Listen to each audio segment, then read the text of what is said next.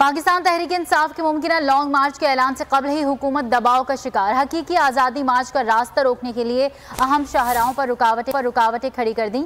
इस्लामाबाद नादरा चौक से रिपोर्ट कर रहे हैं नुमाइंदा बोल न्यूज़ मोहम्मद आलिजा।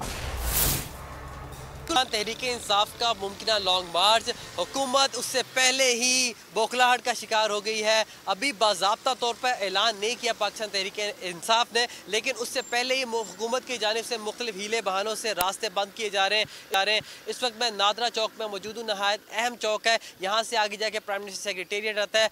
राइट साइड पर नादरा हेडक्वार्टर है, लेकिन इस अहम मुकाम को बंद कर दिया गया है। कंटेनर्स लगाए गए हैं, खारदार तारें लगाई गई हैं और साथ ही साथ मुख्तलिफ रुकावटें खड़ी की गई हैं। एक जानिब इस्लामाबाद हाई कोर्ट की जानिब से आज ये हुक्म दिया गया है कि मेलोडी और आपारा को आपस में मिलाने वाली सड़क को खोला जाए, रास्ते बहाल किए जाएं, लेकिन दूसरी जानिब हुकूमत की जानिब से रास्ते बंद किए जा रहे हैं। डी चौक की भी तकरीबन यही सूरत हाल है, वहाँ पे भी कंटेनर्स खड़े कर दिए गए हैं। तो अब तक की ये सूरत हाल है। नादरा चौक को ब्लॉक कर दिया गया है, किसी को यहाँ से आगे जाने की इजाज़त नहीं है। बहुत मुश्किलात का सामना लोगों को, साथ ही साथ डी चौक की भी ये